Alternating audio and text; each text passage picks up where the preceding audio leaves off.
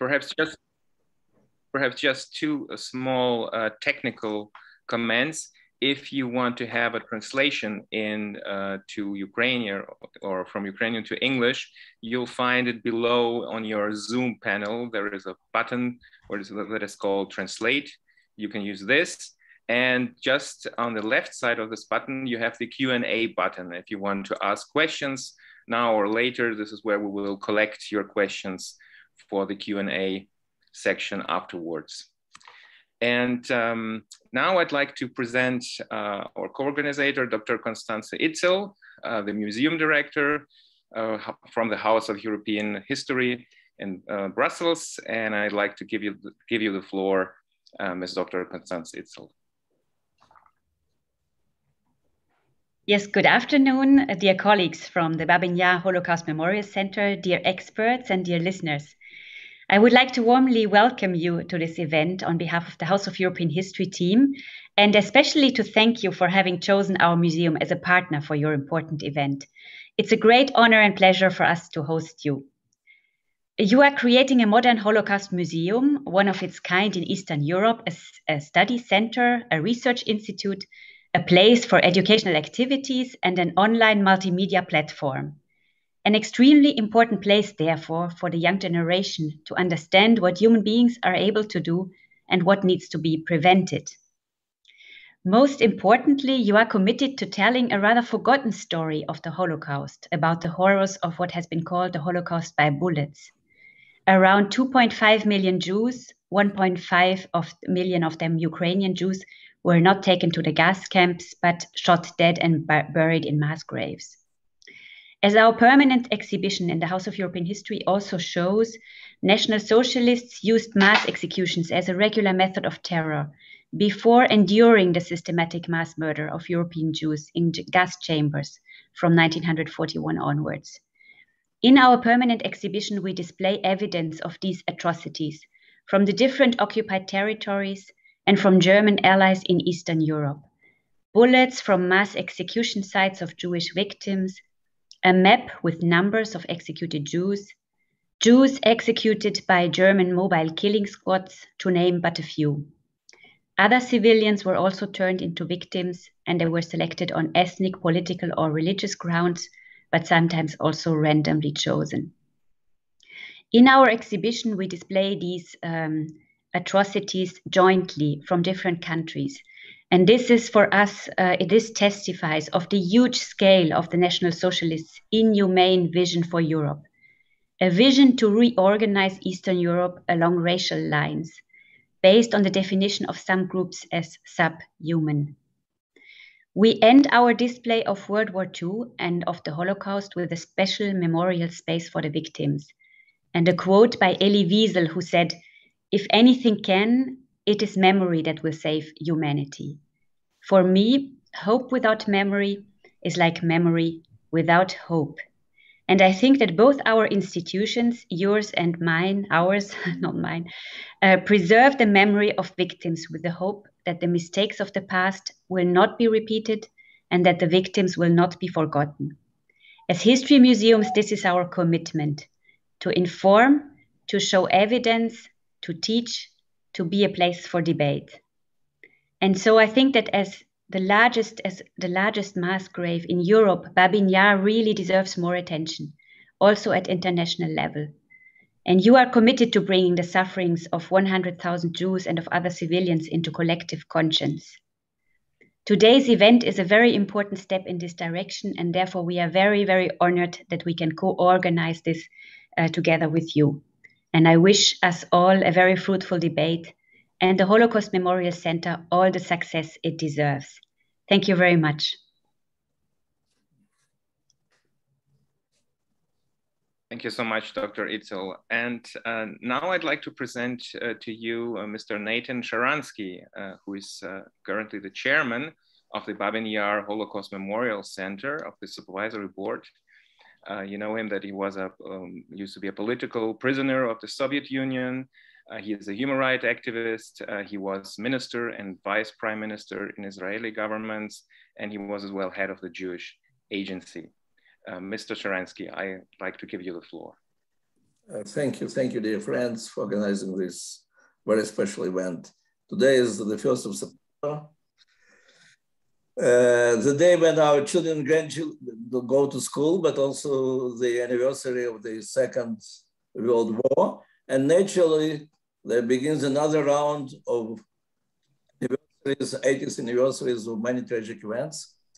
And here, the 80th anniversary of the killing Babin Yar is still a very special event.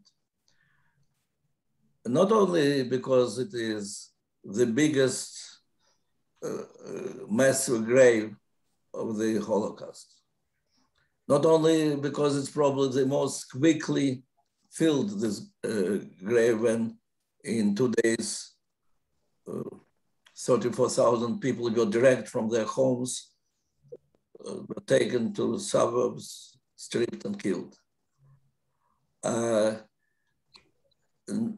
But it is kind of symbol of those millions killed Holocaust by bullets. I think it's Father Patrika Debua who brought to us this term.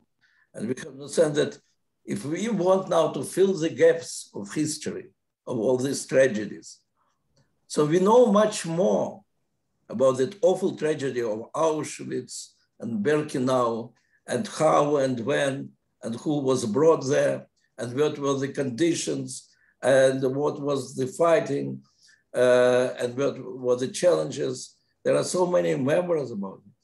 But here, 1.5 million people in Ukraine, European citizens, were killed in the matter of hours and minutes. But that is not the only reason why it is so important to restore the history. That's not the only reason why it is so difficult to do it. The thing is that Babin Yar is also the symbol of the efforts, of the crime of Soviet communist regime to erase the memory of Holocaust. I was born in 1948. All my childhood was between Donetsk and Odessa, and Dnipropetrovsk and Kharkov and Kyiv. It's really killing fields of Holocaust. And we knew almost nothing about it. My playground was only 2 miles from the mine in which Sharf 75,000 people were thrown. It was the second biggest mass grave of Holocaust after Babin Yar, but we knew practically nothing about it. And Babin Yar, it was like a rumor, like kind of ghetto, ghost. It's, nobody can tell exactly what it was because it was not permitted. We were celebrating regularly the great victory in the Second War against Nazi regime, and who were the victims? The victims were Soviet soldiers and partisans and civilians. The word massive killing of Jews didn't exist. And when suddenly finally there was in 1961, the poem of Evtushenko, why there is no monument in Babin Yar?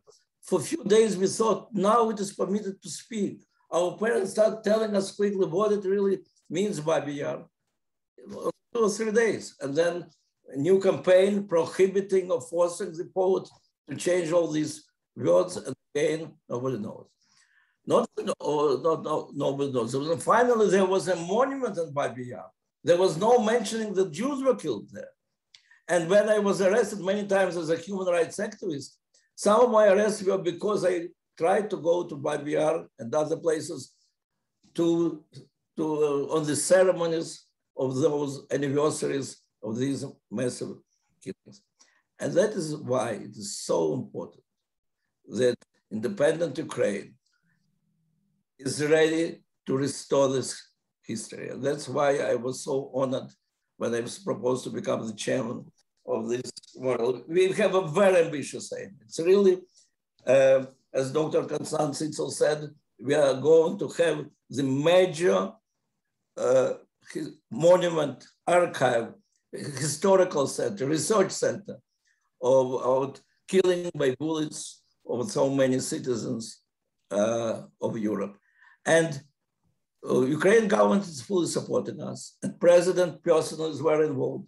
But it is not so simple. It needs a lot of courage for the government of Ukraine to face this project and support it. So no doubt that support of European politicians and activists is very important, and I want to thank first of all the European Parliament Working Group Bабин Яр, Memory of the Future, its co-chairman Майкла Галера and Monica Benova, and of course Constanze Ітцель, our host. It is a very special place, and we're glad that you gave us to speak in this very special place. And of course, the last but not the least, Father Patrika Debua. It is such an honor for us to have you at the head of our scientific group and to cooperate with you. Thank you, everybody. Thank you so much, Mr. Щаранський. And now I'd like to present to you Mr. Michael Галера, a member of the European Parliament and co-chair, as Mr. Щаранський just mentioned, of the working group Bабин Яр, Memory for the Future. Mr. Галера, I'd like to give you the floor. Yes, thank you very much to all of you. And I'm very grateful that we can share this moment and this event here in the House of European History to remember the tragic events in Babin Yar now 80 years ago. And when I was asked whether I would like to participate, I said not only spontaneously, but out of deep conviction, yes, because it is so important to contribute to the memory of what has happened. And as a German who has dealt with politics and history, and especially this most tragic part of our history, I've always felt it as a moment of relief and liberation to address and to be confronted with this lowest point of German history and European history. And the particularities that go with Babin Yar has already been referred to. And in the run-up to this event, I read an article from Bert Hoppe, who scientifically as a historian has worked on the events that happened there. And reading this article, it is once again shocking, not only the event as such, that people were killed massively and in such big numbers at the outskirts of a city, not somewhere in a deep forest where nobody could see it, but where the shots could be heard and the people on the way to their killing could be seen by some even.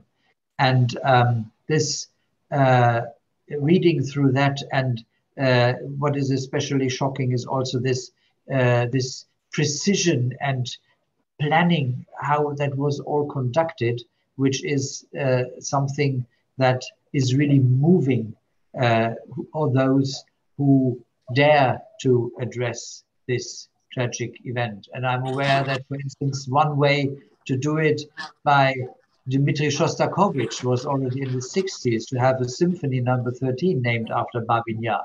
Sometimes you can express the horror through music if the words are missing. And I think that is one way of dealing with it. But today, it is especially important, I think, in countries that have gained their freedom later than the west of Europe, like in Ukraine, where it is also difficult to assess the history, what has happened in their own country, partly dominated, of course, in the Soviet times from Moscow, and not being able to assess and address local issues in the way it should have happened.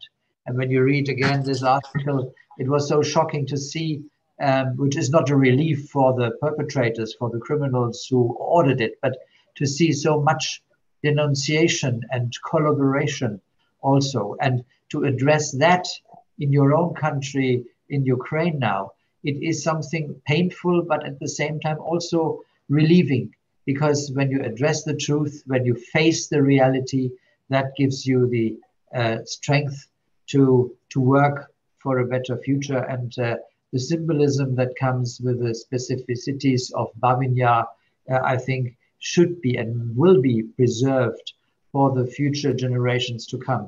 And I'm confident that in Ukraine, they have the power and the strength also to see that. I was in Dnipro, where there is in the menorah also a museum of the Holocaust, where there is Babin Yar, there is a section for Babin Yar, very realistically depicted.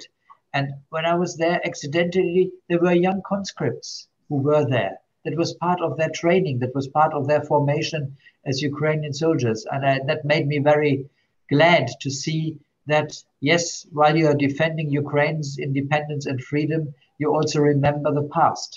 And I think these are symbols and signals that make us optimistic, make me optimistic for the future. And I hope that what is going to be seen in Babin Yar and remembered is a sign of hope that history will not repeat itself. Thank you very much.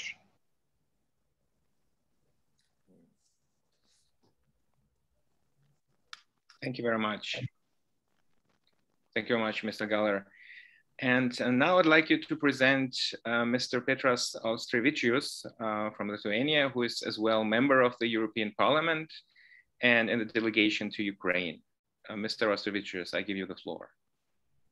Thank you, Andrei. Thank you for this possibility to address you. And thank you all friends and those supporters of this project to commemorate crimes committed a bit more than 80 years ago in Babin Yar in Ukraine.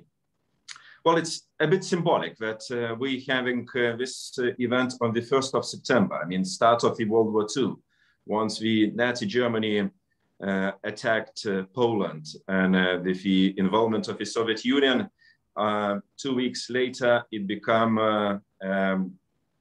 really a catastrophe, which led to deaths and killing of so many, too many people.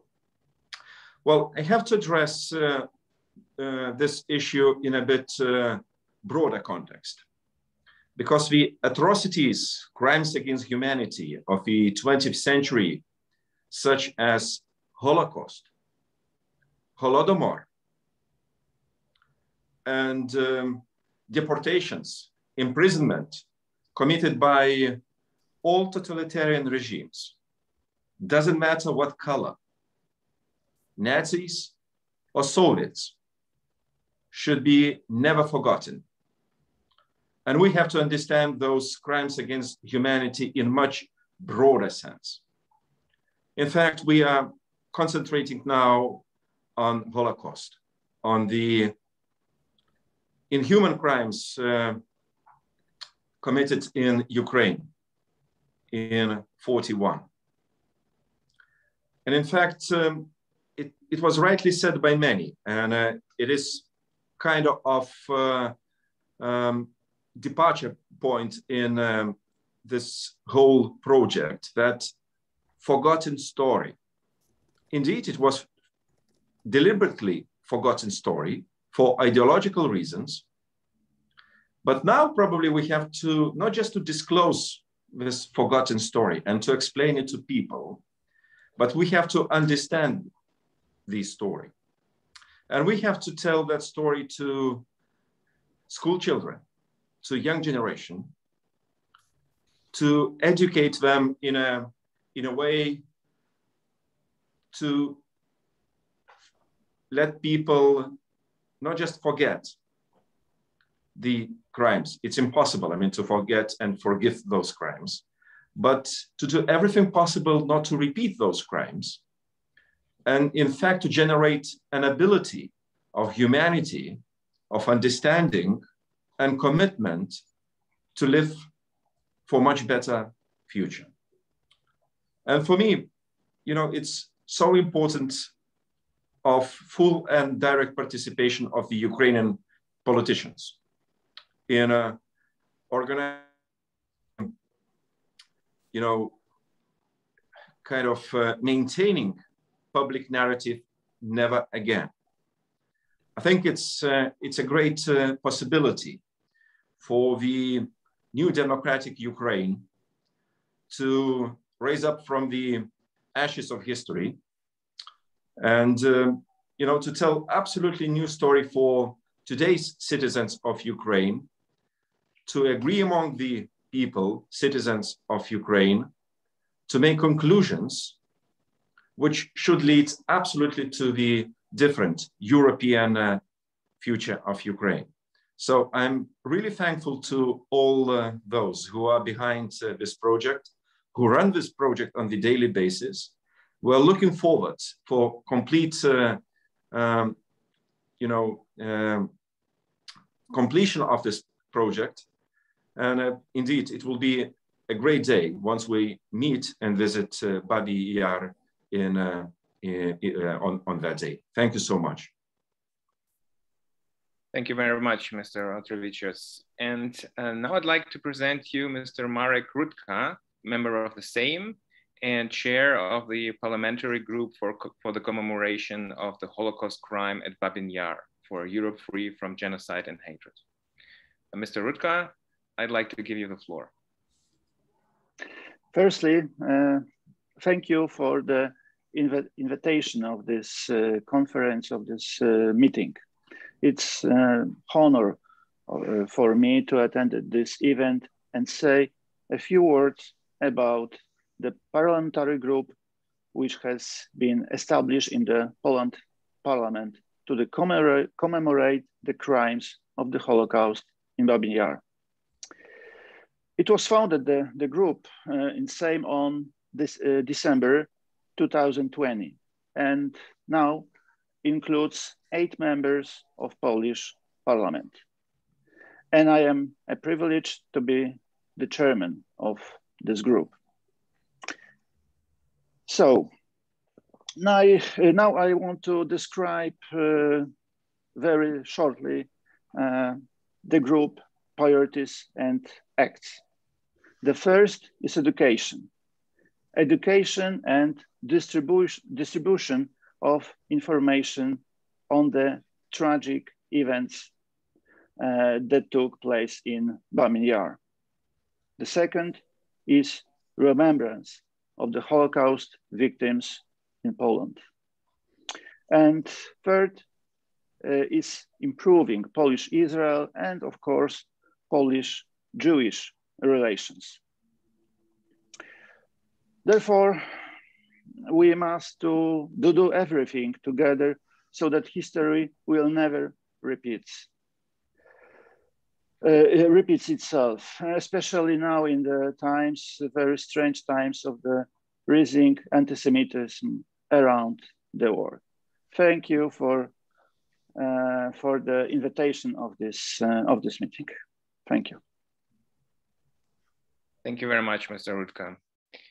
And now I'd like to present you our today's keynote speaker, Father Patrika Debua, who is founder and president of Yakhad-Ін Унум and chair of the Scientific Council of Bабин Яр Holocaust Memorial Center. Father Debua, I'd like to give you the floor. Thank you, and I would like to send all my congratulations for all the people that I see, that most of you are personal friends, from Ruslan to Sharansky to Marek, and I miss all, and Andre and Martin Dean. And I will begin by Wendy Lauer, because she published a book, we knew about this book since long time, and I was wondering why Wendy, who is so talented, took so much time to make a book. And when I read the book, I understood, because she investigated during years and years, like an FBI girl, about one shooting from one picture. One shooting of Jews with a very vague picture, and she could find everything about it, even the name of the photographer, and even how he took the picture, who was involved in the killing, and that, and that, and that. And I think what you did, Wendy, is like for us a huge wake-up call. Either we speak about Holocaust like something that happened, that will never happen again, etc., etc. But if you speak to young generation, and me, I'm a professor in Georgetown, Washington, young generation barely know what happened. I am actually in Guatemala. People don't even know where is Europe. And so there is a full new generation who has no idea about that. And Bab Yar is, of course, unknown. The only name that they know, perhaps, is Auschwitz and Hitler. Everybody knows Hitler in the planet. So when I've been asked to cooperate with Bab Yar initiative, I was very proud, but also full of responsibility. Because the first thing, I work, you must know, I have interviewed 8,000 people who were present at the crimes done by the Nazi units from Lithuania to Azerbaijan. And unfortunately, there are mass graves in all these countries of Jews, gypsies, disabled people, communists, and sometimes simple partisans of or neighbors or civilians. And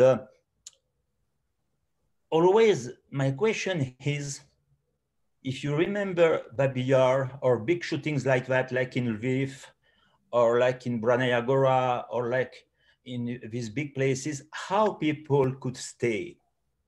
These young people coming for Bab Yar, mainly from Germany, from Stuttgart, from Köln, from Berlin, from Munich, from beautiful cities. Most of them were young.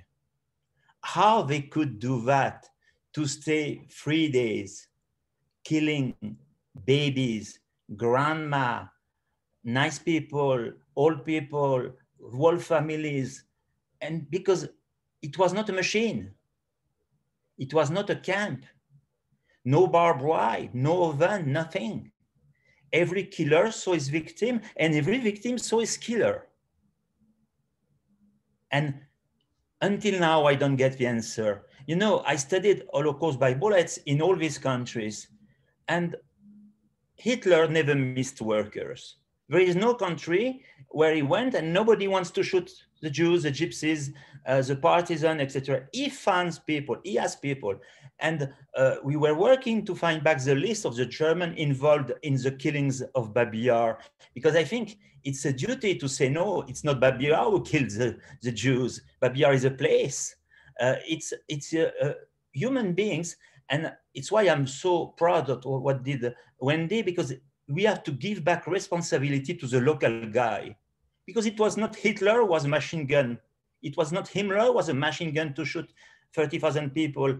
Everybody was a killer. And we have not forget that they took responsibility, and most of them have not been judged guilty after war and made their life normal life. They were not serial killers. They didn't shoot people in Germany coming back. It was over, the game was over. And they did that since the beginning of the war until the last day of the war. So my first question is an anthropological question. How is it that young people, young German mainly for Bab Yar or from other countries, accepted to assassinate face-to-face young people, children, and grandma? It's a question for today. It's a question for today because me, I work in Iraq for the victim of ISIS and the victim of Al-Qaeda. I work with the Yazidi and the Christian, and Baghdadi never missed anybody to make these killings. And he did the same thing. He put them in mass grave, and nobody comes back in the same way. For example, in Raqqa, there is a huge mass grave as big as Bab Yar. Journalists came, but now it's over, it's finished. Perhaps we'll see that in the next 80 years. So that's the first point. The second point is that I have been working since a long time about Holocaust, and one of my friends was a Polish, very upscale person, Stefan Vulkanowicz, and he was member of the International Committee of Auschwitz, and we were friends. He was even hosting me in his house in Krakow. It was in the Soviet time, I speak, so it's a long time ago. And I will never forget, we were sitting at a table, and he told me, Patrick, Hitler made a mistake. He was a thinker. He has built a snack, and he was a thinker. And I say, which mistake, Stefan? And he told me, he built Auschwitz. He told me, and I say, why do you say that? He says, because Jews are coming back in Auschwitz. But when they killed the Jews in forest and gypsy in forest, nobody came back. And so that's the first thing. And it took me 10 years to understand what Stefan Vulkanowicz was saying. When you put people in a mass grave, it makes no memory. I agree that Soviet erased the memory, but every country has mass grave. every country, think of your country. I'm sure you will find mass graves somewhere, but nobody wants to remember. Everybody has bad people on the ground. You know, I will give you an example coming from my church. I'm Catholic, as you imagine, I studied a lot. And when we study the beginning of the story of the church, you study the fight between Roma and the barbarian, etc. If you go to Roma, you will see no mass grave of barbarian. They are underground. So it's to make what you do in Babin Yar, for me, is like an anthropological miracle. It will be the first time in history on the planet that a huge memorial with different places will be on a mass grave, because Babin Yar is first a huge Jewish mass grave. And on other mass graves of Holocaust Bible, there's nearly nothing, same way like near Lviv or near north of Odessa or in Belarus, the same. It's in the middle of nowhere, there's a small monument, even it's 40,000 people. So what you are doing in Babin Yar, what we are doing in Babin Yar, it's, I would say, an anthropological miracle, because it means that 80 years after, we are coming back. We are coming back to remember all these Germans who came to assassinate a full population in full broad daylight in a big city without any remorse, because I'm sure no German family sent a letter to ask for remorse about that. These people died in their bed. And it's also a call to humanity, because today in Syria, in Nigeria, in Burkina Faso, in Mali, in all this part of the planet, in Iraq, and I hope not in Afghanistan, a lot of mass graves with different population, Christian, non-Muslim, Muslims, etc. And it's a call for humanity to say, to call to the killers to say, be careful. Sooner or late, we are back. Sooner or late, we come back. And I think it's such an honor that in Ukraine, mostly the Babin Yar Center, the Jewish community, has the courage to come back. I will add something else. You know, I could interview people from all the countries of post-Soviet Union or connected to the East. So from Lithuania to Azerbaijan. All that has been video recorded.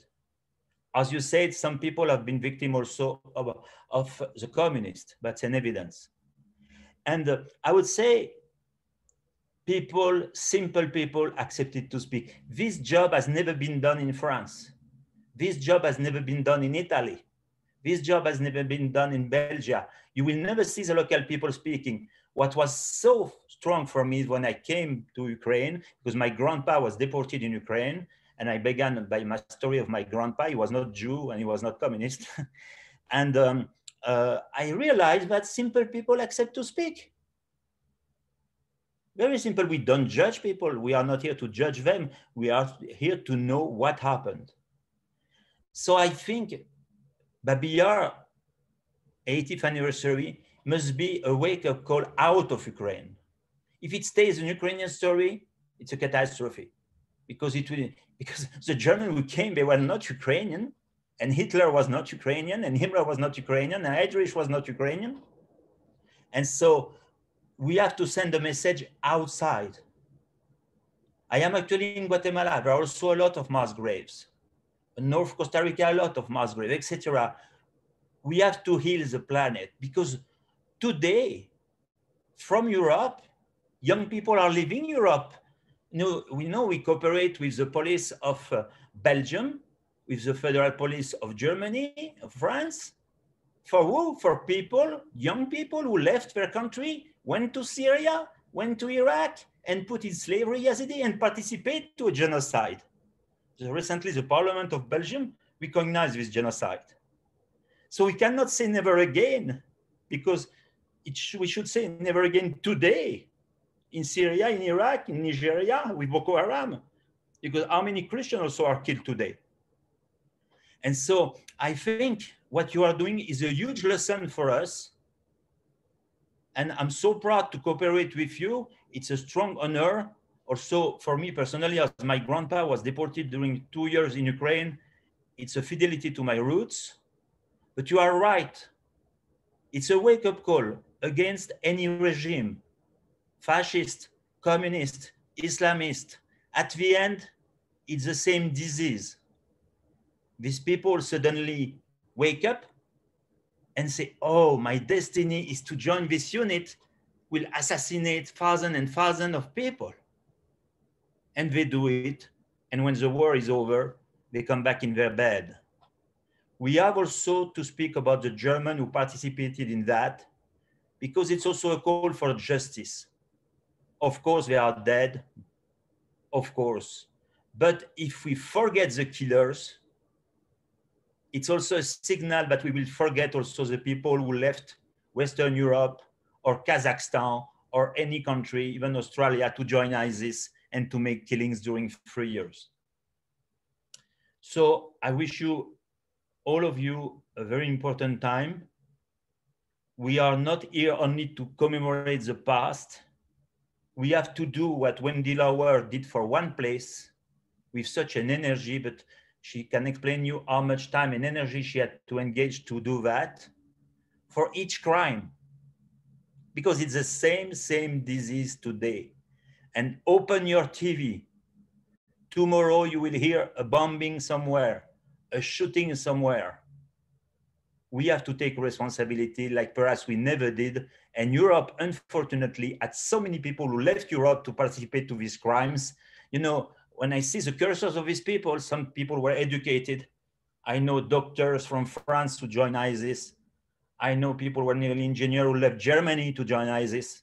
It was not only poorly guys, same disease. They joined Hitler, they joined Baghdadi, they joined Stalin, they joined Pol Pot, same disease. Thank you so much. And God bless this initiative, because to do that in Europe, it's a place where it happened. And unfortunately, we know also that many other people, not German, participated to this genocide. It's not to condemn them, because it's not a national disease.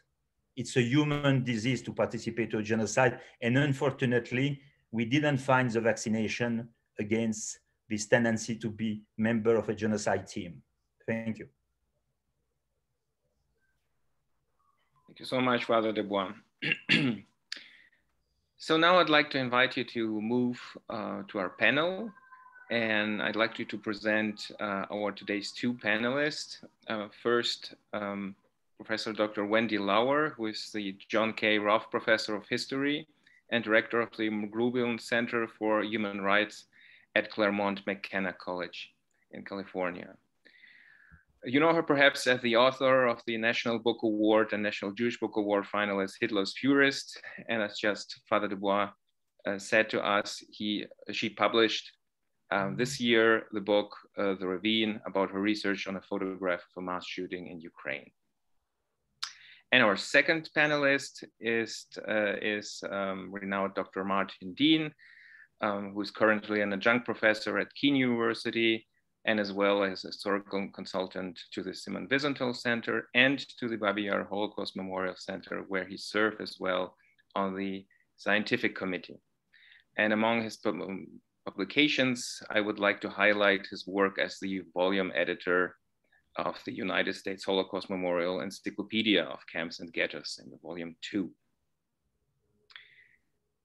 And I'd like perhaps first to start with Wendy Lauer, and I'd like to give you the floor for your presentation.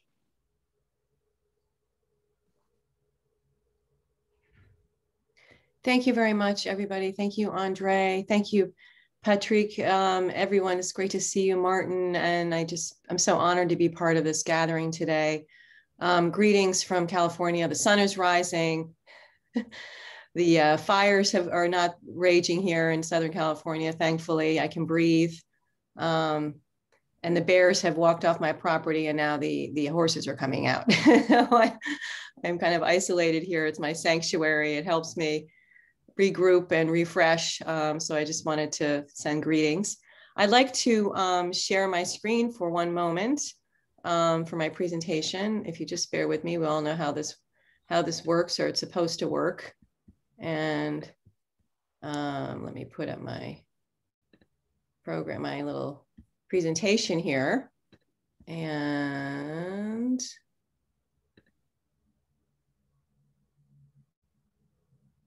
let's see. Okay, can everybody see that? Okay, I'm seeing shaking heads, great. So if you'll just bear with me for the next few minutes, I wanted to stress a couple of points today, which Father Debua has already mentioned. One would be the European aspects of this history, of what we can glean from Ukrainian history as European history, to stress the European dimensions of this story. Because I think one of the problems as far as looking at Holocaust studies more generally is a tendency to over-regionalize and overstate the national kind of boundaries of this history. And when there's already a tendency, a bias, a kind of Eurocentric bias, it's very Western, to even diminish or even to think about the Soviet Union or the post-Soviet regions as somewhere else. And we know about, even with Ukraine specifically, how many years it took us to remind people that the Ukraine, with the article the, is a kind of regional designation that had been used first by the Russians and then by the Germans, but in fact, it's much more than that. A lot of my students are shocked when I tell them a statistic that Dieter Pohl mentioned in a writing that I also included in the Ravine, and that is that 1 out of every 4 victims of the Holocaust resided in what is the boundaries, the borders of Ukraine today. So thinking about Ukraine as part of a bigger European story, not only the Holocaust, but of Jewish life, obviously just the Pale of Settlement as a concentration of Jewish population in Europe, and in fact, the overlay of that, which is Nazi-occupied Ukraine. And so just logically, where you have the greater numbers of Jewish populations, historically, that civilization of Jewish life in the Russian Pale. And then, the Nazis targeting that very area because, as Hitler said in the summer of 1941, he told Kveternik, his Croatian ally, and I'm going to talk about the importance of international alliances here as well in the European story, but he told Kveternik in the summer of 41 in July, as this Holocaust was beginning, the killing phase, he did not want one Jewish family to remain on the continent of Europe. He said they, over the centuries, with the expulsions, they come back, and he was going to pursue this final solution in the most final way. And he's doing this in this context of the Operation Barbarossa invasion, with an eye towards the occupation of and dominance of the actual area known as the Pale of Settlement, where these populations were residing. We think about all the iconic images of the Holocaust and what comes to mind, as Father Debua said, we've got generations now where it's not about memory receding, it's just about complete lack of historical knowledge or references. I'm working on a book project right now about Heinrich Himmler, and I employed 2 students this summer, one a rising freshman and another one a senior. And I said, that they were talking to their friends about their summer project, their internship, and most of their friends didn't know who Heinrich Himmler was. The name didn't mean anything to them. So we're also starting with a challenge of just general historical education and not only memorialization, but making sure that we are introducing students to this very history and responsibly going into the details of it and the complexity. But when students are asked to kind of tell me, when I ask them, what do you think of when you think of the Holocaust, and some of these iconic images come to mind, of course, they don't really know, they might identify Anne Frank, but they don't know the people or the places in these photos, or they'll mention Auschwitz-Birkenau and that iconic image, the entrance to the gates. And excuse me, by the way, for putting up these images without any kind of warning, as it were, these graphic images. But actually, Ukraine is part of this iconography of recall of the Holocaust in a more of a visual way. And most people don't realize that several of these pictures were taken in Ukraine, and that this one, the last so-called last Jew in Vinnytsia, which is the caption on the back of that photo, is really one of the more popular ones, if I can say so, in the museum world. It's also part of some pretty crass commercialism among anti-Semites and deniers who have turned this particular image into kind of t-shirts and coffee mugs and so forth. But when we think about the Holocaust and the features of the Holocaust in Europe, we find them in Ukraine, and we just, don't quite appreciate to what extent the Holocaust was the European story of the Holocaust. The Holocaust, we know it, is basically what we know happened in Ukraine, the massive loss of life proportionally. Also the other victims who were targeted, the Roma, the disabled, the POWs, the fact that these different methods that the Nazis tested out and the different ways of carrying out the collective violence, whether it was pogrom type massacres, mass shootings, mobile gas vans, deportations to killing centers, the importance of international collaboration and local collaboration, the fact that we have Slovakian, Croatian, Italian, Spanish expeditionary forces, that they're Hungarian forces, Romanian forces, that they're all part of this at this higher level of involvement in a formal military campaign that then also is wrapped up in behind the lines what's going on with the massacres of civilians and the sorting out of POWs. The local police forces, the kind of work that Martin Dean has done that pioneered really this work on local police forces and local helpers. The history of rescue and the role of the churches and monasteries, the history of ghettos, both as kind of holding pens and staging areas and places of destruction, the use of forced labor, the construction of the Autobahn, the fact that this is part of a larger Nazi imperial project that engulfed all of Europe. And then the history of aftermath, of justice and memorials and education. All of this is kind of what we have teased out in a way in our studies of Holocaust history as kind of features of it, aspects of it. And I think we need to kind of apply this all, and in the case of Ukraine, and as well learn from what happened in Ukraine and bring that back into the larger European story. Also, our explanations for the Holocaust as far as regional variations and various factors and anti-Semitism and nationalism, integral nationalism, and again, the imperial project that the Nazis engaged in, the colonial genocide, as it were, that is a model that they imposed, which we can apply to a lot of other cases historically, even predating the 20th century. In the book that I just published that Father Debua mentioned, here's just an illustration of that importance of international collaboration. The photographer, the Slovakian photographer here is sitting in the middle. This is taken in Miropol in September 1941, so shortly before he started taking some of the atrocity photos that were featured in my book. But again, to remind our students and audiences that it's not strictly a German kind of local dynamic, occupier and local dynamic, but that you have international forces. And again, this is so then a European story to fight Bolshevism, to fight communism. This individual in the center, the Slovakian security forces, he was not a collaborator as such. So we have to, kind of drill down and look at every individual case before we start placing labels on individuals. But this image is to illustrate the presence of these other non-German forces in this imperial project. And of course, this very famous image that you're all familiar with from Baba Yar, the extent to which the Germans pursued the mass shooting there as the extreme case of the mass shooting, and what that does to the use of the ravine, the environmental history, the landscape, what's there, the materiality of this.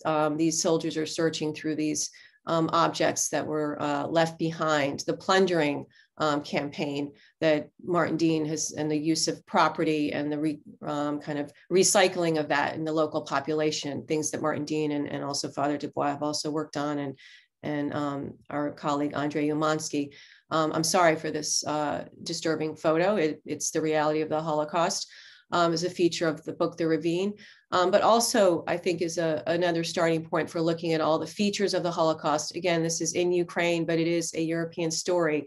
The fact that Jewish families are targeted, and that Hitler said no Jewish family, emphasizing the genealogical root and branch approach to this.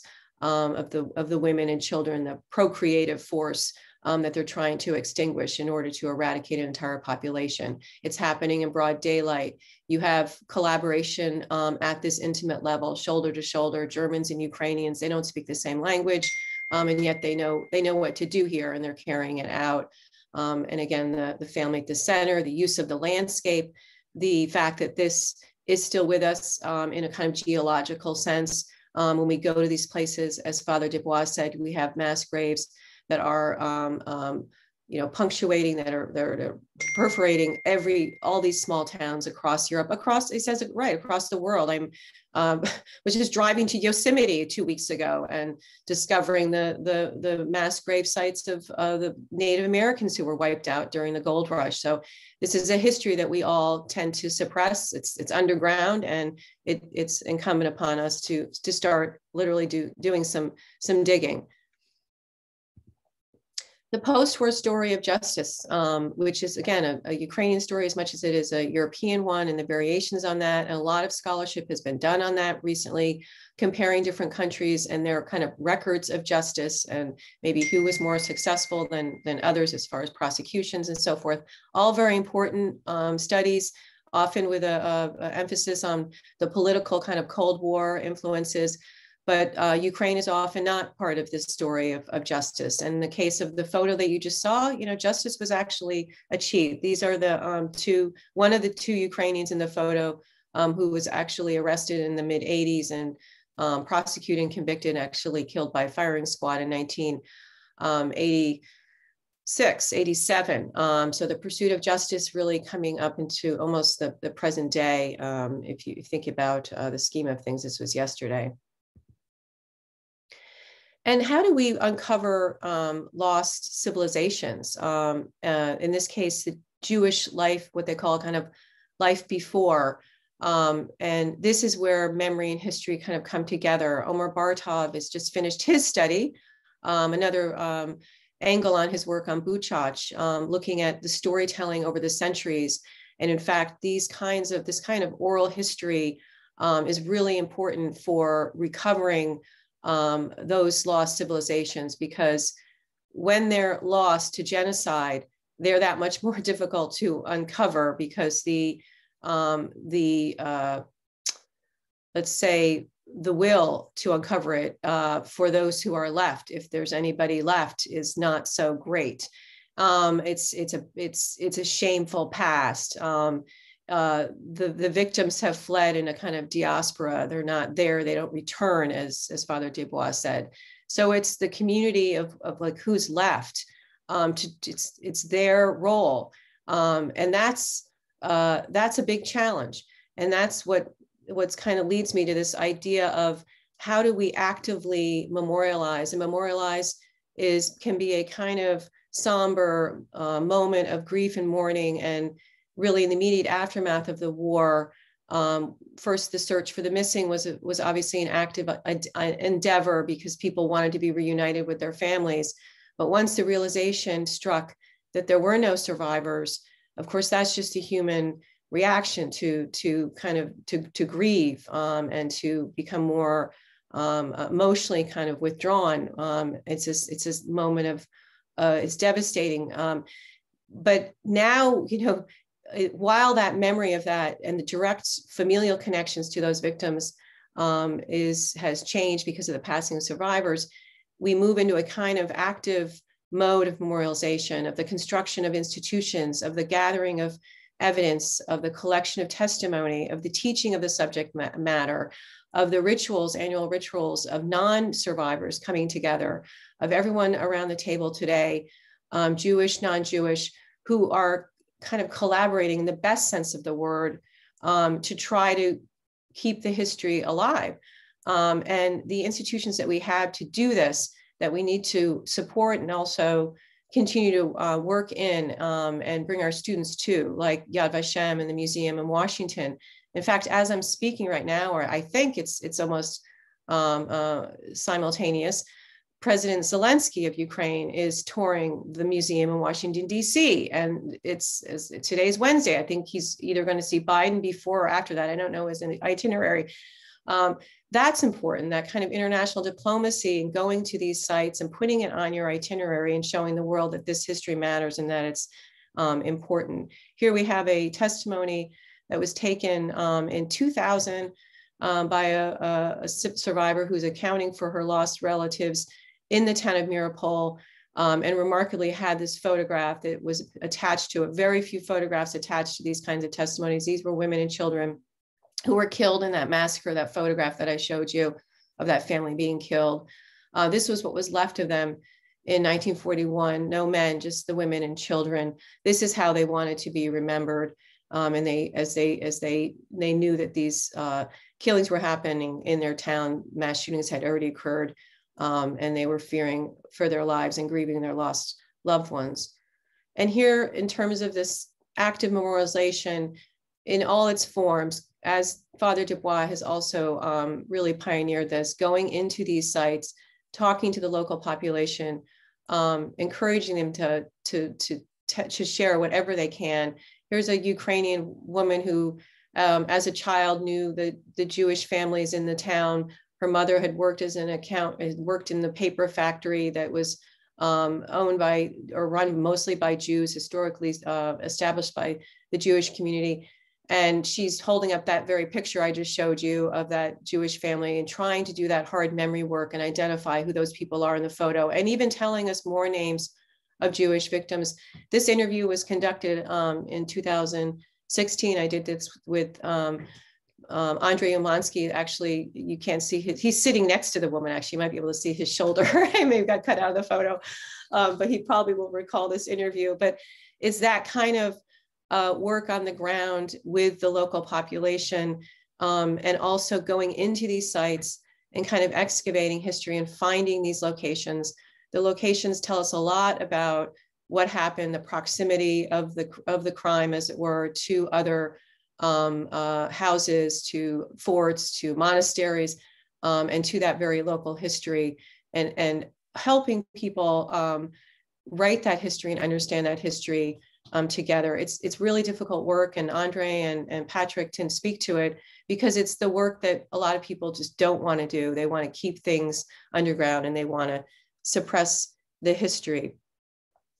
This kind of active memorialization and searching, continued searching. Here are women in the Szeged synagogue. I mean, going through shoes we think of so much as these iconic images of the Holocaust that are along the Danube or behind glass, enshrined in glass in various institutions. But here we see that kind of active search for the missing that we, I believe, have to continue as we pursue this scholarship, and we talk about education and we talk about memorialization.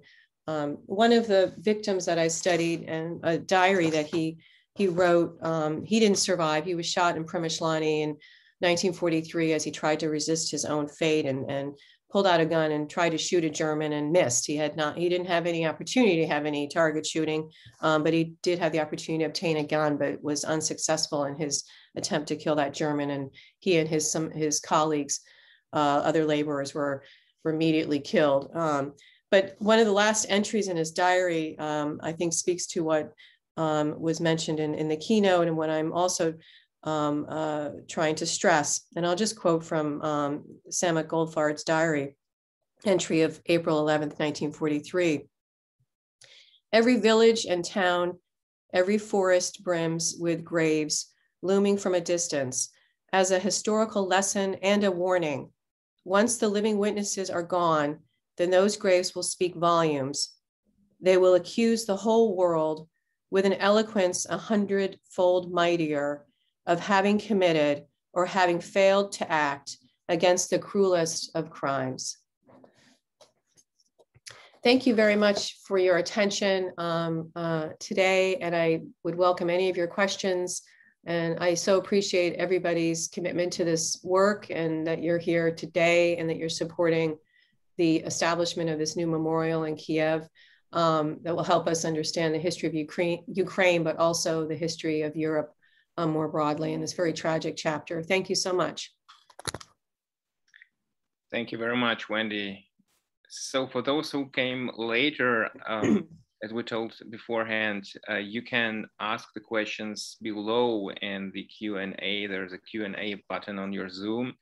But I would suggest that we take all the questions for later and go on with our second panelist, Dr. Martin Dean, and then we'll turn to your questions afterwards.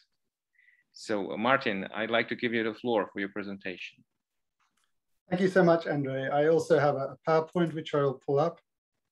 And thank you especially to Patrick and to Wendy for their excellent introduction and overview. Patrick gave us the global perspective. Wendy gives us more the European and just a really excellent look at the different approaches to the Holocaust in Ukraine and in Europe. And I want to go now really to the specific, what happened at Babin Yar, how does it relate to the Holocaust by bullets? I especially appreciate the remarks by Patrick about the detailed research necessary, almost forensic work that's done by detectives. I worked for 10 years as a war crimes investigator, actually in Australia, which Patrick also mentioned, and also for the United Kingdom. And we basically did most of our work in Ukraine and Belarus, including some forensic work in Ukraine.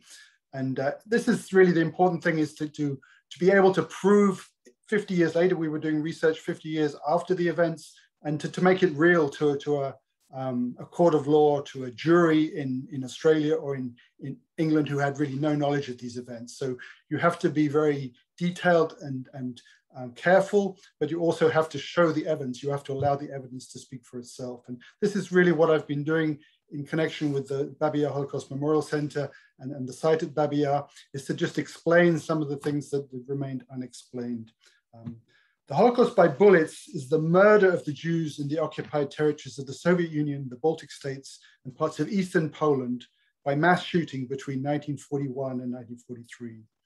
It was conducted mainly by the German security police and order police, with the support of the Waffen-SS, the Wehrmacht, and local collaborators. A detailed example of the Holocaust by bullets was the shooting of some 33,000 Jews at Babin Yar in late September 1941. This largest single mass shooting took place soon after the security police, on Himmler's orders, expanded the target of operations to include Jewish women and children. So today, first we'll look at the operations of the Einsatzgruppen and examine the full dimensions of the Holocaust by bullets in terms of numbers, time, and space. Then we'll look at Babin Yar. Using photographs, testimonies, and aerial images, I'll reconstruct the route taken by the Jews into the ravine and identify the location of the mass shootings. By following the discarded property and clothing of the Jews, captured in photographs, this leads us like a trail of breadcrumbs to the site where the massacre took place. The Einsatzgruppen were the SS and police squads that followed the army into the Soviet Union to deal with declared enemies. The Einsatzgruppen kept detailed records of their mass shootings that added up to more than 1 million victims in total.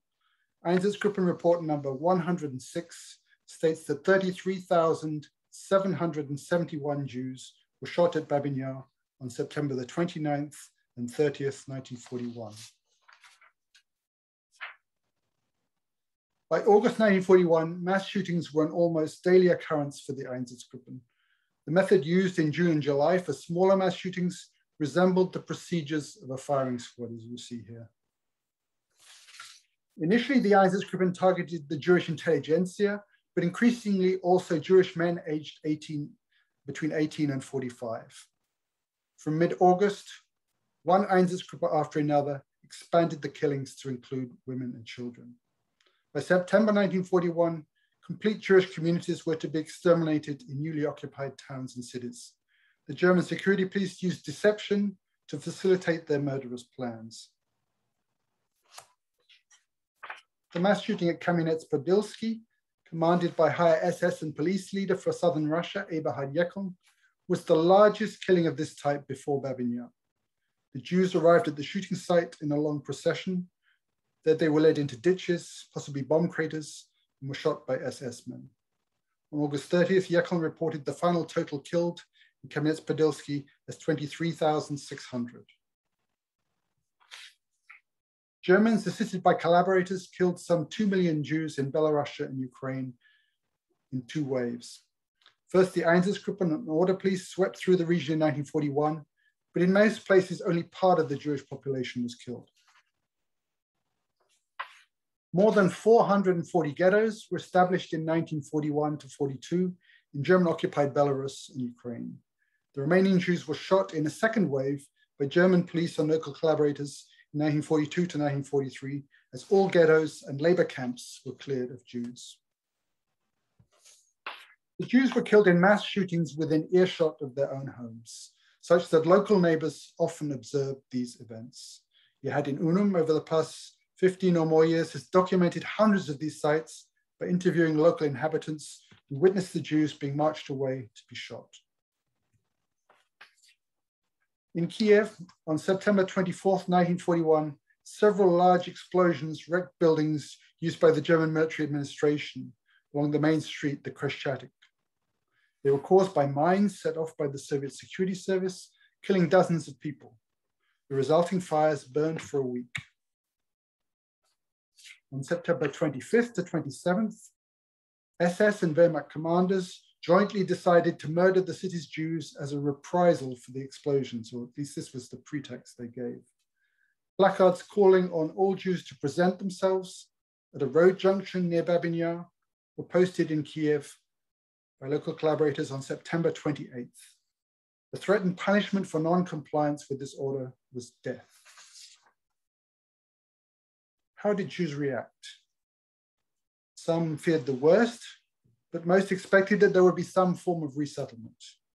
Jewish teenager Vera Bogutska noted, "Most people were of the opinion that we would be sent away to work. My mother packed up our things. I saw that the streets were full of people carrying luggage. Some of them had carts. They were all going in one direction. Towards evening, my mother and I left our apartment with our luggage. We went down several streets with many other people. The collection point was near the Jewish burial grounds. In response to the placards, more than 20,000 Jews took to the streets of Kiev on September 29th. Here we see a 3D model reconstruction of the first checkpoint created by Max Rokmaniko and his spatial tech team. The checkpoint was the place where non-Jews accompanying friends and relatives had to turn back, vehicles could go no further, and the Jews had to continue on foot with only what they could carry. Leonid Pushta, who was a driver for Sonderkommando 4A, drivers were a large component of the Einsatzgruppen actually because of their mobile abilities. He wrote, or commented after the war, "I drove out of Kiev and came to an alley. There was a checkpoint which led me through. I saw that along this alley, Jews were marching. They were going in groups as if for a stroll. On the left lay an enormous pile of luggage, about 3 meters by 2 meters. It looked like a huge pile of potatoes. The Jews threw their luggage onto this pile. At the end of the alley on the right, there was an open area where the registration took place." So the Jews marched down Melnikov Street, which you can see here, passed through the first checkpoint, which is actually probably back here somewhere, and then turned left here onto Kahatna Street.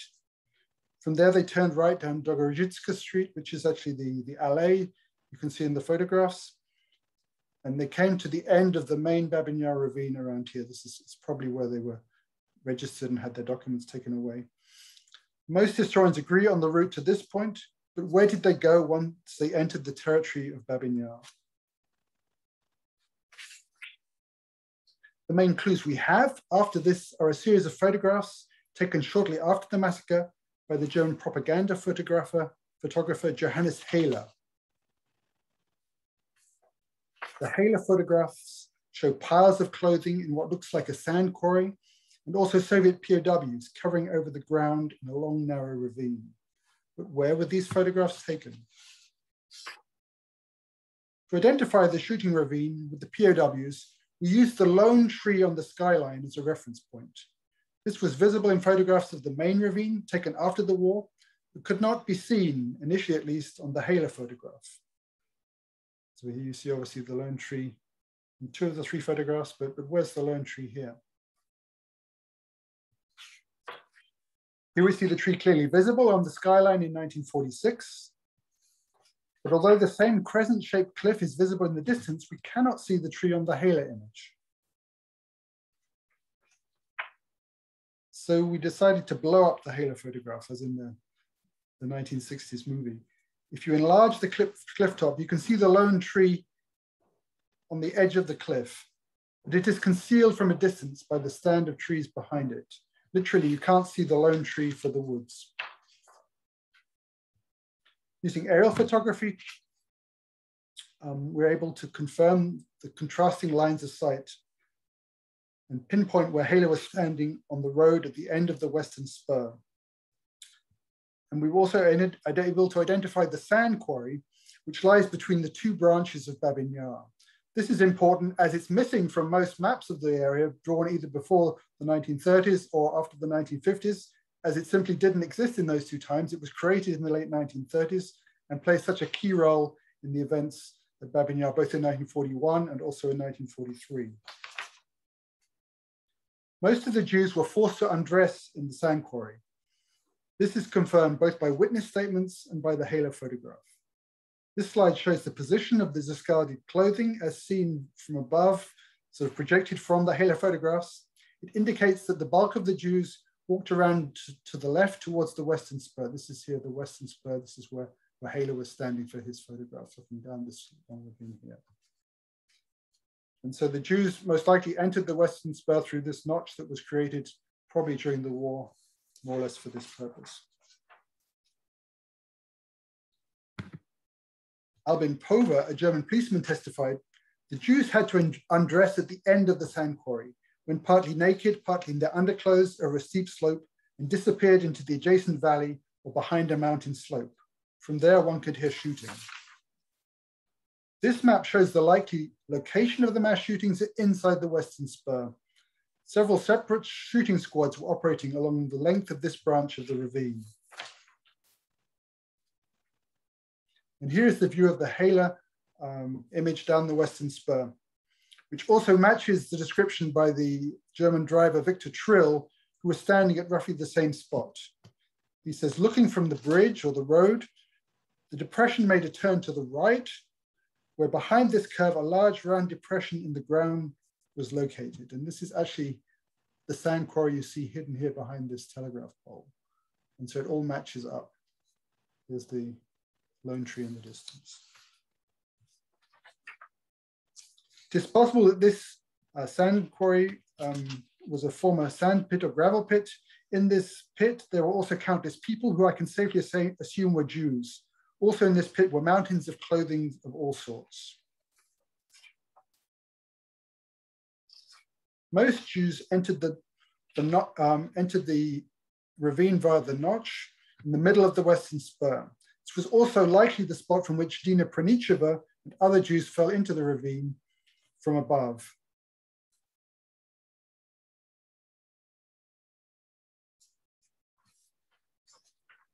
Finally, just to cover the Soviet aspect of this, that really the details of Babin Yar were covered up in many different ways. There was the restructuring of the landscape, the denial of a monument, of course, was the most important part, but also the denial of the Jewish victims of their own identity. And Yevgeny Yevtushenko wrote his famous poem, Babin Yar, after his trip to Kiev in August 1961. The opening line, "No monument stands over Babin Yar," was an indictment of Soviet suppression of information about the Holocaust. The poem became a rallying cry for Jews and other writers who gathered at Babin Yar for commemorations in the following years. The Soviet memorial was eventually completed in 1976. We referred to the victims only as peaceful Soviet citizens, continuing the Soviet policy of concealing the Holocaust. So thank you very much, and that was useful for everyone. Thank you very much, Martin. So, and then we would close the panel with a presentation by Ruslan Kavatsuk, who is the Deputy CEO for Science and Education of the Babin Yar Holocaust Memorial Center. Ruslan, I'd like to give you the floor. Hello, everyone. I will also share my presentation. would like to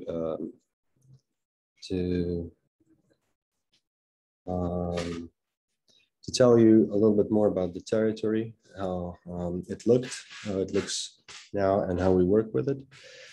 I will try to be as brief as possible. So some slides I will not comment in more details, as I planned as a lot of things were covered by previous panelists, and I will briefly show you, but if you focus on the territory and the way it looks, and the evidence that we know about the victims,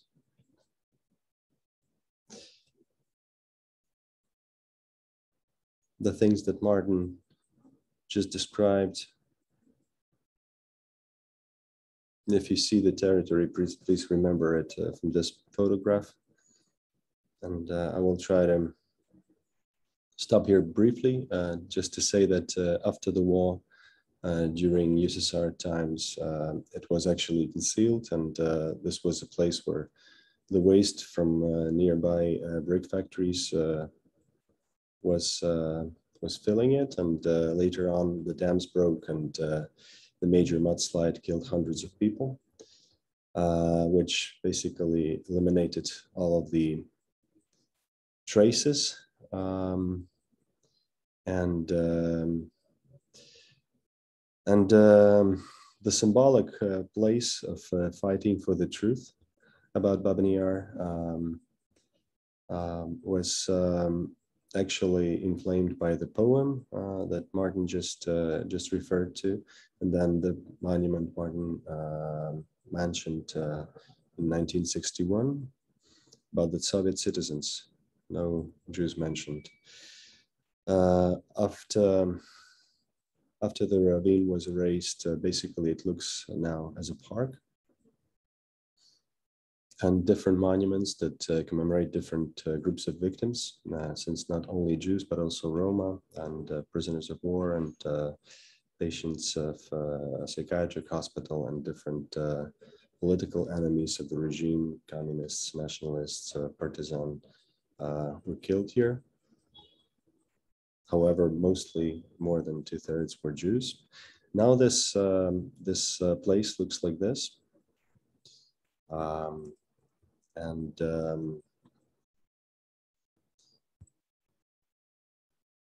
Former cemeteries that were here, Jewish cemetery, Karaite cemetery, Muslim cemetery, Orthodox cemetery, they were all erased. This area is no more sandy area as it used to look like. It's a place with dark land and trees all around, with simply woods that grew here in 60, 80 years. And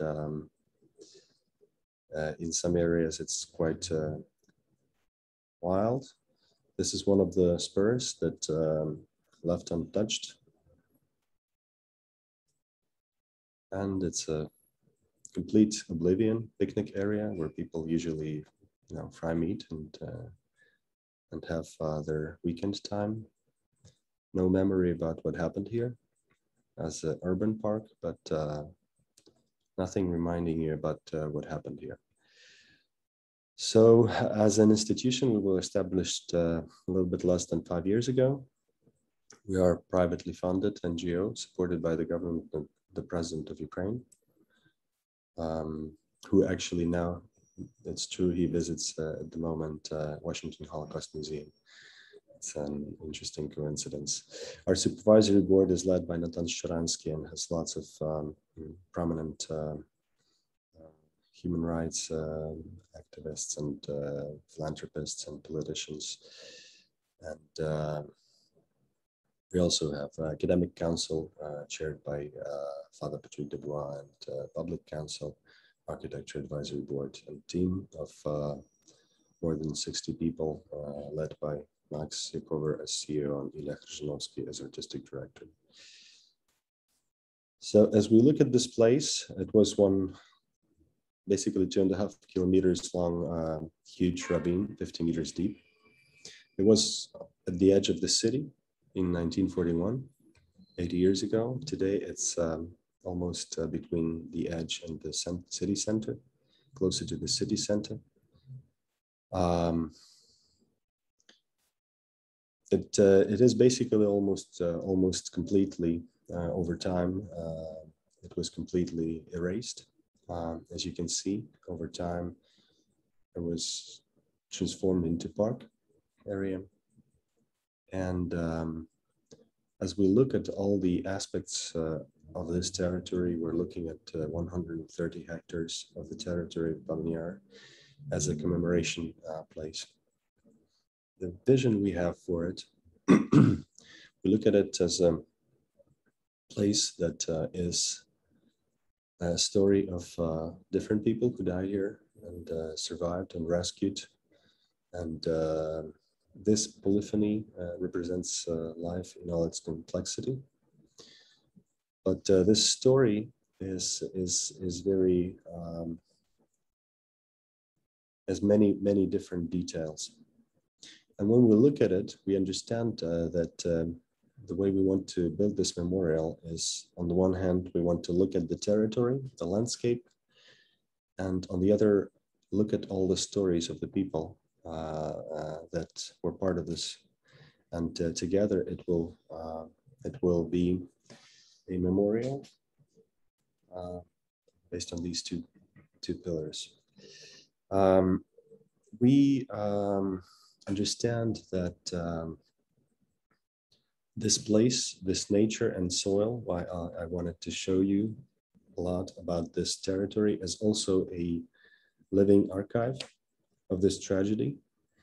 And since we have, we don't have, you know, there a camp or walls or anything that reminds you about it.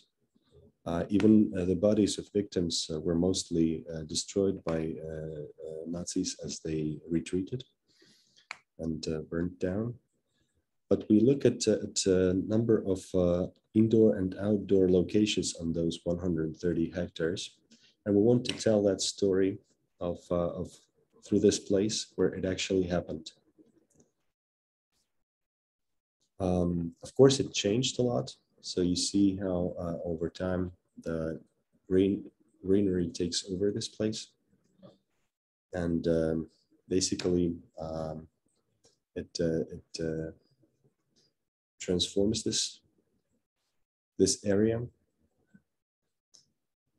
And we want to use this to create an architecture museum ensemble that will basically be a place for different journeys for the different visitors, a personal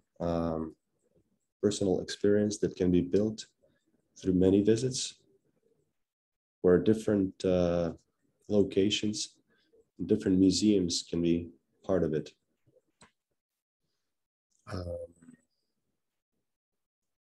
Of course, we understand it will take time to build all of this. So we have this idea of a non-stop creation of the memorial. What is already done, I will show you a couple of the things that have already appeared in the last year and have already changed the perception of this territory. This is a mirror field installation. It is installation with names of victims that are pronounced there with different voices of women and men and children. Of the actual 28,000 names that we have verified, and we know that these were actually the victims. And this number is growing. And these 10 columns are shot through with bullets. And it's an artistic object, but also it's a commemoration object of the victims and their names, where people come and they see their own reflection and they hear the names of victims and they hear the songs, the burial songs, different rites, Jewish, Christian. We also have put monoculars, actually on the actual place where the photographer in 1941 was standing. We identified that spot together with the research that Martin was doing with Max Rochmanika's team, rebuilding 3D model of the ravine and then placing it on the current map and locating the GPS coordinates of the photographer where he was standing. It was a difficult work to do, but now we know when people look into those monoculars, they see the pictures and they know that this was the place where the photographer was standing. And they see how it looked 80 years ago and what was happening here. As you can see, the place is completely different. Nothing reminds about what happened here. So we started with this small step to bring back the memory to this place. And we created a series of those binoculars. Some of them are in the city, so that this tells the full story of the Babin Yar in Kyiv. We also created some monuments that tell the story about the Kurenivska tragedy. That is also part of the Babin Yar context, with the documentary videos that you can see that were hidden in Soviet archives, were never public, but were made for the leadership of the Soviet Union so that they understand the scale of the tragedy. And now we've made it basically on the place of where the dam broke. We brought it back to the place, this memory about this tragic events. The other building that we already created is a synagogue that is made as a pop-up book. It actually opens and closes, but it's painted with the same paintings of the destroyed wooden synagogues of the Western Ukraine that were destroyed during Second World War.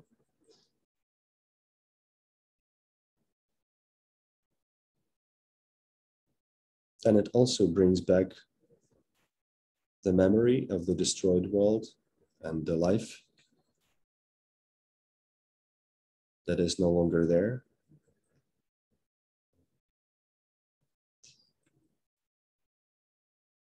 It is located behind the Menorah monument and right next to the part of the ravine, the only part of the ravine that stays there. This is how it looks as it's closed. What we want to also do this year, we will finalize the first memorial museum space, where we will have a 3D model recreated in a big scale under a hill that usually in Ukraine is called kurgan. It's a traditional form in steps of burial sites. And inside will be this is how it will look from the outside. And inside it will be the 3D model of the ravine and all the scenes that happened 80 years ago in this place.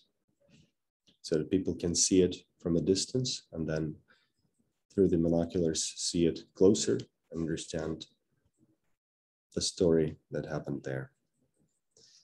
We also want to create an artistic installation by artist Marina Abramovich, which will look like a crystal wall of crying. It's a coal. Coal will be the material for that, and there will be crystals incorporated into this wall as part of artistic approach of Marina to the commemoration. And we also understand that this will be this will have symbolic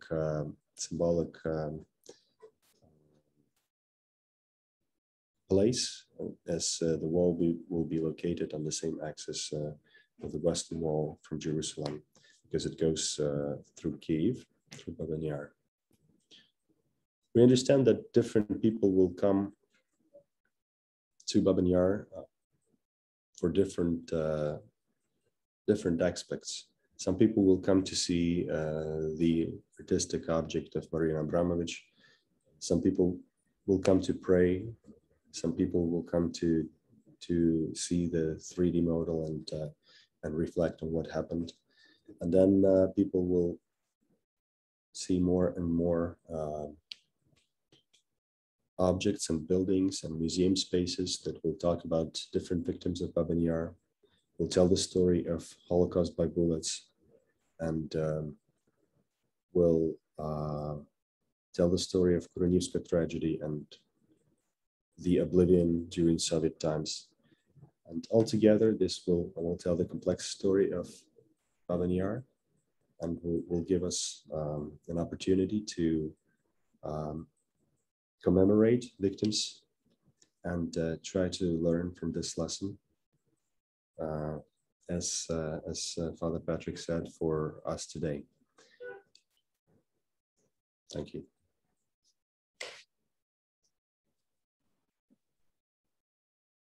Thank you very much, Ruslan. So I'd like to invite you, ask your questions now for all of our 3 panelists. You can always write them in the Q&A. And in the meantime, perhaps I would allow myself to ask questions to the colleagues. So I would first have a question to Wendy, because it struck me when you talked about your students working for you and talking to their friends about Heinrich Himmler. That wasn't a name anymore for them. I have sometimes the same issues with students of mine, that they don't know people, important people from Nazi regime as well. In your opinion, what does it change for the classroom? How we should teach now, or what's the challenge now for us, those who teach in classrooms and universities or schools? In your opinion, what do you think? What will be our tools in the future? Oh, I think first of all, it's important to ask our students, to be aware of what they don't know, because we kind of come into that situation with a lot of assumptions. And I had this challenge as well when I was teaching Holocaust history in Munich between 2007 and 2012. There I was in the birthplace of the movement, as they call it, or what have you, Hauptstadt der Bewegung. And this was mostly international students had come through the Erasmus program. So they were from Poland and Finland and even from the States. And I just found myself making references to things like Einsatzgruppen, Heydrich, and their eyes would kind of glaze over. So this has been going on for a while. And we don't want to lose them in that way, especially as scientists, to stop and really get a sense from the room, from your audience, what the level of knowledge is from, like, say, the beginning of the semester, to see where your starting point is. And, make sure that foundational knowledge is conveyed to them from the beginning. And depending on the course, if you have time, you can dig deeper and fill out those biographies in more detail. But if you just have, 1 session or 2 sessions, if you're in secondary education system, you have to think very hard about what is it that you're trying to get across. What is important ultimately. You may not get the details of Himmler's biography and his fate at the end of the regime, but what are the bigger questions? Like in the case of Himmler, that he was, in the history of terror and the history of genocide, stands as this figure, really in many ways standalone figure as far as his executive power and what he was able to accomplish, and what his thinking was and where he came from. Some parts about his biography that one could relate to today. For instance, in his letters to his wife, he talks about, or in his own writings that have been uncovered, how much his father influenced his thinking. And in his diary writings as a young person, as a 15-year-old, how he's fuming against the Jews and the Jewish conspiracy. It's like someone at that age, you know, wouldn't come upon that information independently. I mean, you can imagine him around the kitchen table, just imbibing, you know, kind of indoctrinated, and the angry father, you know, kind of inculcating him in this way. So, you know, being specific about the things that you draw out of his story and that chapter, that may be resonate with young people today. They say, okay, I get it. So it's just being a little bit more thoughtful as a scholar and a teacher, and obviously always knowing your audience. Thank you so much, Wendy. So I'm looking for questions. Please don't be shy. You're all welcome to put questions. I have one here. Yes, for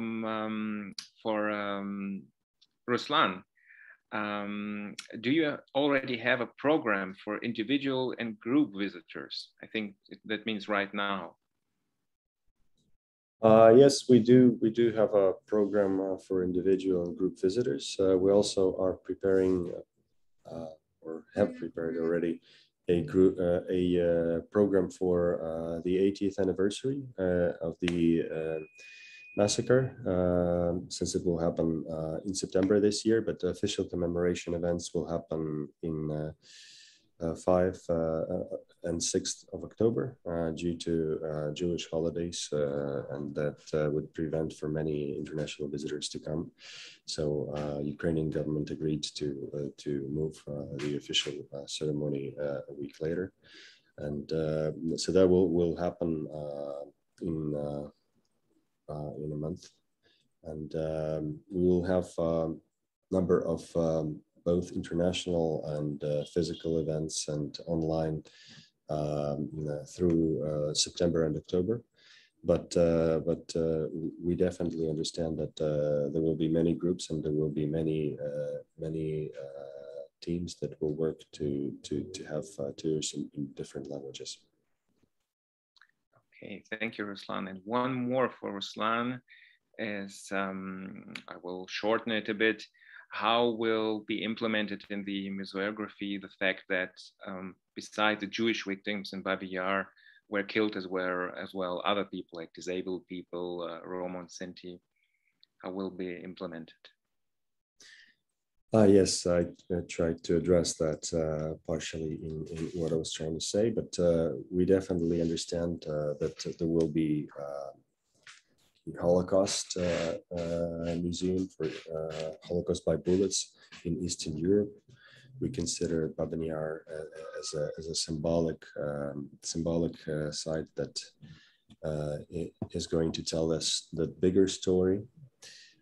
And also, we understand that there are other groups of victims, and we want to have a separate museum space dedicated to that only, to the Babin Yar tragedy. Also, we plan to have a dedicated space for the mudslide, Korenivska mudslide tragedy that killed hundreds of citizens in Kyiv. There will be a separate story that basically is linked to Babin Yar, but it's a little bit different. And also we want to tell the story of the oblivion of the tragedy, how it was completely erased.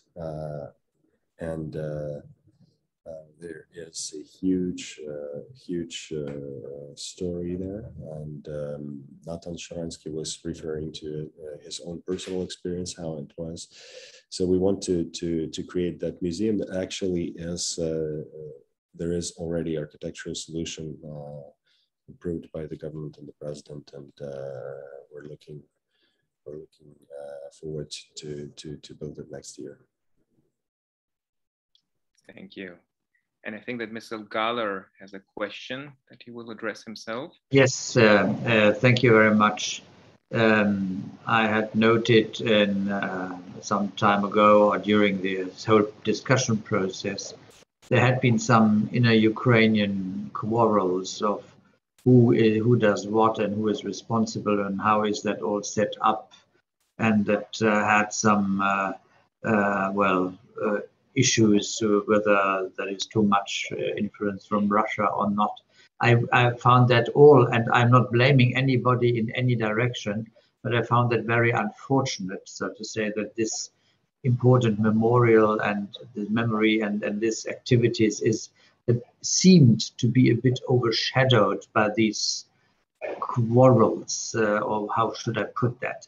Now, has that been in a way settled or been regulated in a way that doesn't, so to say, in a way disturb the real purpose of that all? And has the government or whoever taken a position to not calm it down, but to unite or to reconcile these different tendencies that had been around, who does what and all that? So could somebody explain where we stand in this regard? Most usually it's Natana Щаранський who's responding that question, but since he's no longer with us, I will try to respond to that. So I think a month and a half ago, the president of Ukraine, Volodymyr Zelensky, presented this forum dedicated to 30 years of Ukraine's independence. One of his priorities to build a memorial in Bабин Яр, and all of our team was there presenting this project. And the president said that he wants to finalize all the discussions with this presentation. So there was this kind of communication from the president and the government, with the prime minister involved, and the minister of culture and minister of education and so on. But there are different groups of people, and I don't think that everyone agrees to doing it one way. So there are many people who disagree with different ideas, with different historians' judgment and books, and there is all the time the difficult discussion about different aspects and placing different types of conspiracy theories and responsibilities and so on. It does not help that we have this Russian aggression and Russian troops on Ukrainian soil. It in this whole project with commemoration. So some politicians use that as a tool to oppose the president. As the moment the president supports this, you get different politicians opposing it. So it's rather disappointing that some politicians use this as a tool. But that's the reality that we see, and we have had over this year almost 90% of Jewish communities uniting behind the memorial and saying that they would not want it to be politically used. We had, the different leaders of churches also saying that they want politicians out of this discussion. So it's a difficult discussion inside of the country, inside of the civil society. But what is important is that the place as it was last year, if we met there, you would see no big memorial. You would see a park with some monuments. You wouldn't usually even know what these memorials or monuments were. We actually measured it through sociology, and most of people who live nearby, more than 50% are not people who grew up there. And they don't know that this is not the usual park. So even people who live next door to this place, they didn't know that this is just something unusual. Not everybody reads the transcription under the memorial. You have different monuments there, and not everybody knows that. In fact, more than half of the Ukrainian population does not know in what city Bабин Яр is. So the oblivion, the Soviet Union actually succeeded in erasing this completely, erasing the memory that 1.5 million Jews were killed on Ukrainian soil. Nobody knows that. So this is something that we want to actually oppose, and we want, and we do that with the installations, with the buildings, the museum buildings that we do there. We try to attract attention to this place. We want to attract find a language to speak about it, because we understand that this is not something that is there. Even the ravine is destroyed. So it is an effort to find a new language to talk about this kind of tragedy, and we know that it's a very difficult task, and we understand it's a risk.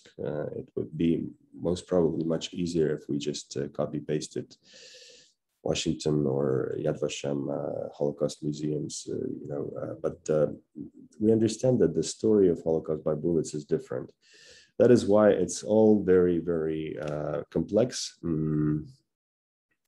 But I think it's very important that we as a society, we as a country, go through this discussions and all of the, we want to translate as every possible book about this, every possible article that was ever printed into Ukrainian, also so that people know and people understand and people learn about it. So it's a long-term mission, and I don't think it will end in a complete consensus in a year from now. I think it will take time. It's my personal understanding. Thank you very much, Ruslan. Before we go out to the other questions, I'd like to ask as well something to fellow researcher Martin Dean, because who worked and who showed us in his research work how he worked on topography of the site, and me myself with Patra Debua, we work since a lot of time on topography of the Holocaust and genocide. And I'd like to ask Martin, because you would be surprised, such place as Babin Yar, you should be know since long time where exactly are the place of the crime, the roads, the mass graves, but there are very few books, works about it from researchers like Nachmanovich and others, and your recent work now.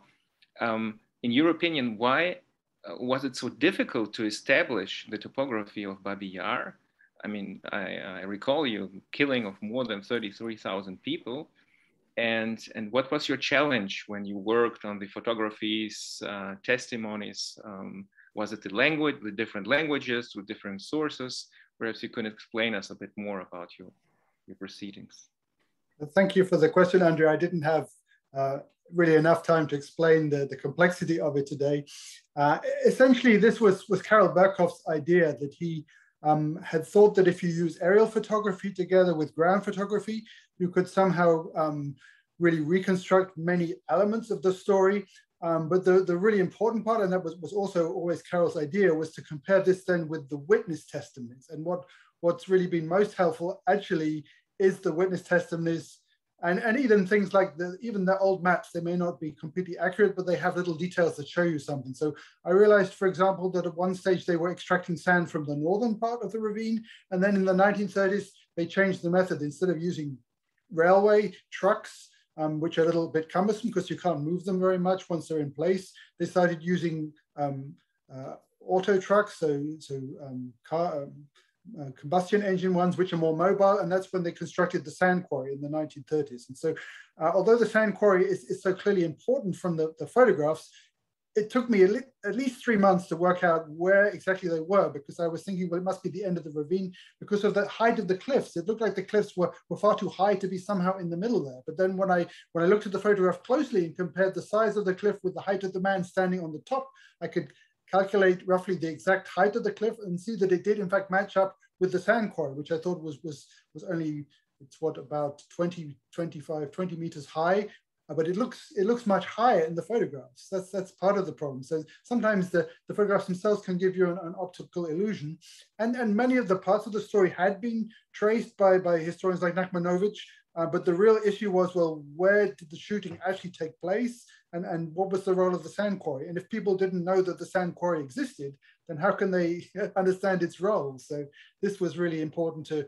be able to track this kind of pre and post history of this sand quarry. And then of course the clothes themselves, then they disappear soon after the shooting, most of them, but they're in place on the day after and even during, as the shooting is unfolding. And this is like the trail of breadcrumbs that you follow to see where the Jews were standing, and then you understand the methodology. And there were speculations before by historians, but the danger was that they didn't really match up with the evidence, especially of the witnesses. So we know a lot more now, but there is still quite a few unsolved riddles with Babin Yaru. Plenty of work for historians to do. Thank you so much, Martin. And I would return now to Ruslan again. I will bundle several questions in one. First question would be, how will the museum deal with the theme of anti-Semitism at the site? And the other question would be related to what Father Debua said about the perpetrators.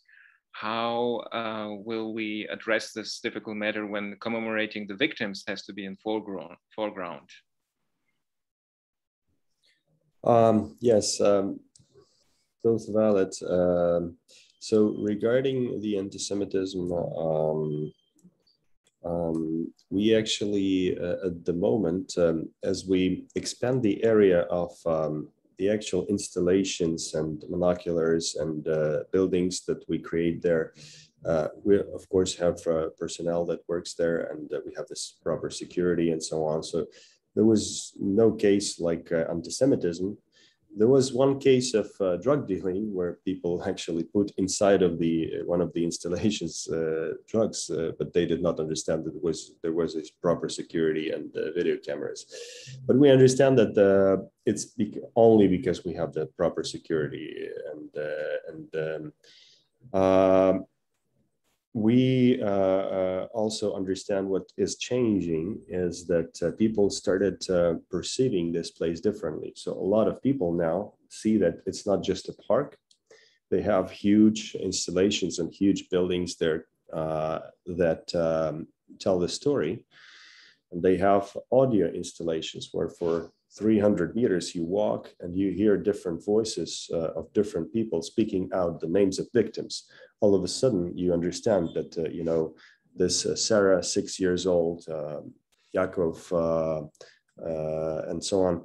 So you all of a sudden understand that you're not just walking in the regular alley of the park. All of a sudden it's different. So there is a change of behavior of people who live there and walk there every day. We see that, and it's more respectful. I think it's a great change. People do not, you know, drink alcohol there anymore in the brunches.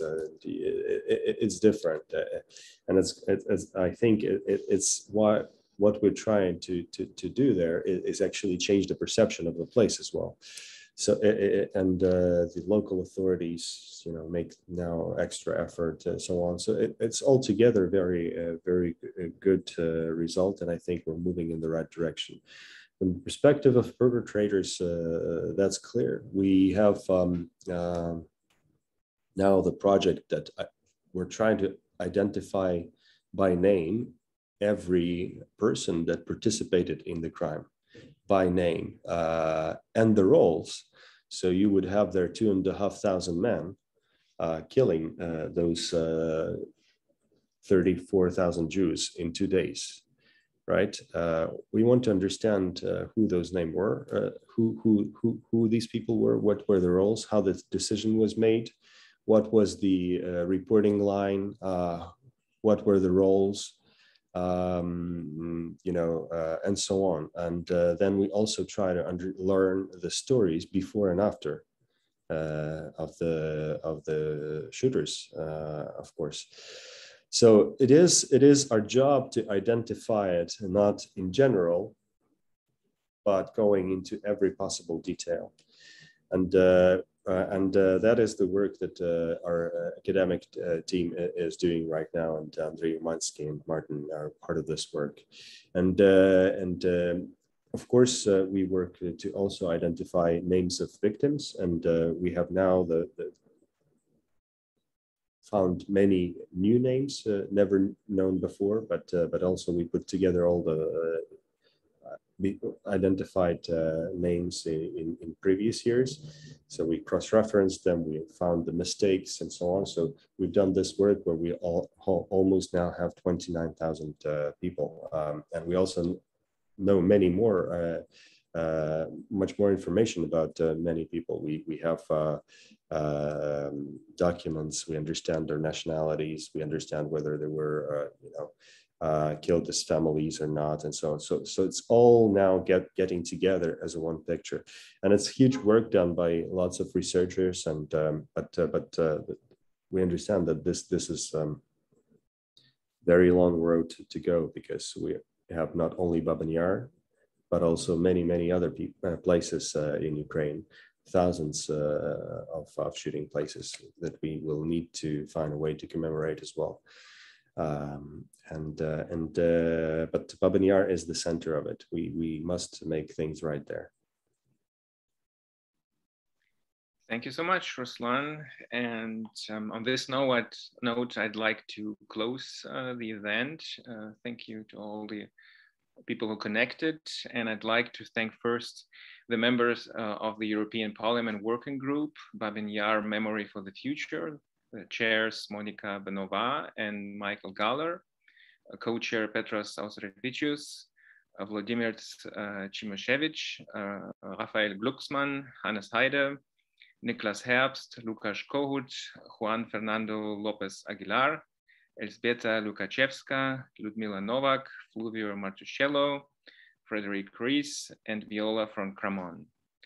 Then I'd like to thank as well our speakers, Dr. Konstanце Ítcel, Natana Щаранський, Michael Галера, Petros Austrevicius, Marek Rutka, Father Debua, Dr. Wendy Lauer, Dr. Martin Dean, Ruslan Kovaciuk, and Marek Siwiec.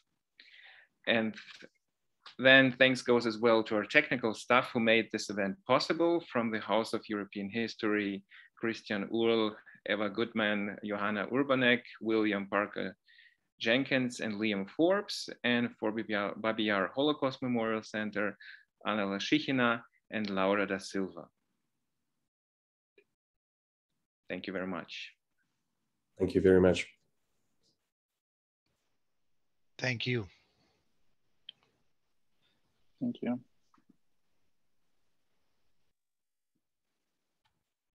See you all soon in Kiev. Thanks a lot. See you in Brussels, Martin. Yes. Brussels team, Washington. And, the invitation for dinner is open, so if you are around, I'm just a humble servant of the president. Yeah. Okay. Thank you. See you in the evening. Thank you so much. Thank you. Thank you so much. Bye. Bye-bye. Bye-bye.